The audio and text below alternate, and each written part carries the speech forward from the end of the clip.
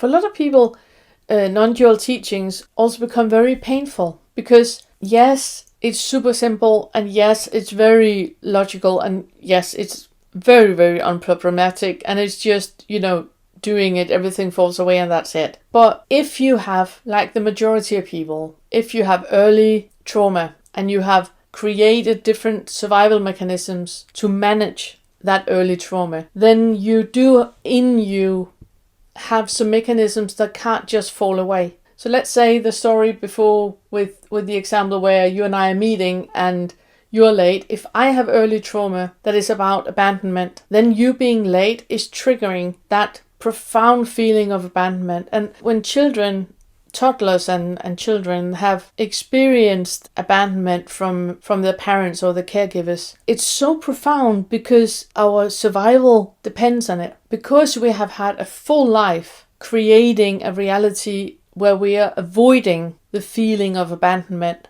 that has created and shaped our personality and our identity. And that is what we're attached to. That feeling of, yes, I might experience abandonment sometimes, but I'm not dying of it, so I'm still here. That is ego, obviously, but it helps us getting by, it helps us survive. And that can't just fall away. For some people it can, but for the majority of people it can't. For the majority of people we need a lot of compassion and a lot of absolute acceptance of what is. So what I could do then, let's say I have the early trauma about abandonment, you're 10 minutes late, and I'm standing there waiting for you, and I feel triggered, I feel unloved, I feel abandoned by our friendship. What I can do in that instant when I'm standing there waiting is breathing and asking myself, what is right now? Well, I have a huge feeling of abandonment. Okay, can I have a body where I allow the feeling of abandonment to be there? Can I accept the feeling of abandonment? And either it's a yes I can, or it's a no I can't. Let's say it's a no I can't. I can't accept that I'm standing here waiting for my friend and they're late and I feel abandoned. I can't accept that feeling. I do not want that feeling. Okay. Then I inquire again. Can I accept that I do not want what is right now? It doesn't change what is. Can I accept that what is right now is something that I don't want? And that one I can accept. I can accept that life right now is not the way that I want it. And I can accept that I feel a feeling that I don't want. I can contain that in my body, and I can accept that in my body. And then I would be standing and breathing with myself in a body with a feeling that I don't want, but it's okay. I can be with a body that don't want that feeling, and I can be with me not wanting that feeling.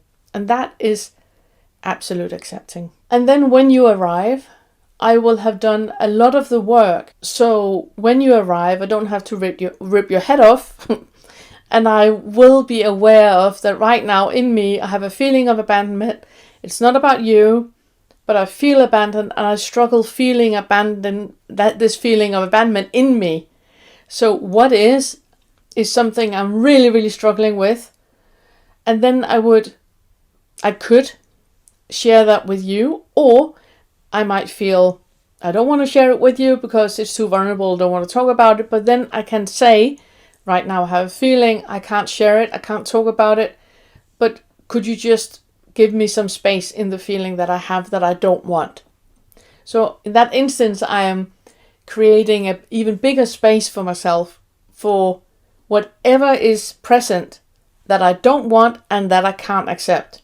But I accept that I can't accept it. When you do that, then in some weird way, you actually allow the ego to have all the drama and all the fear and all the shame and the guilt and the anger present, but you're not piling on. And that, in a weird way, creates a living experience of non-duality.